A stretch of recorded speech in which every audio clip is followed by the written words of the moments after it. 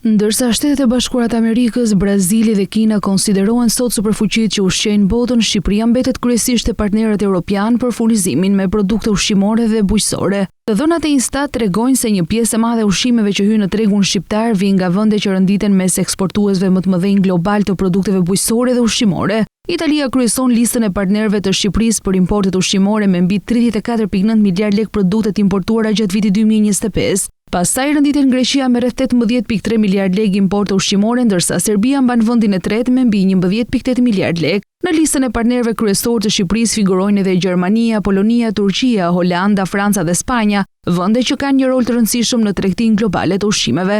Nga superfuqitë globale të eksporteve ushqimore, Shqipëria importon produkte edhe nga Brazili, Kina, SBA-ja, India, Kanadaja, Argentina dhe Australia, megjithëse në volume më të ulta krahasuar me partnerët evropian.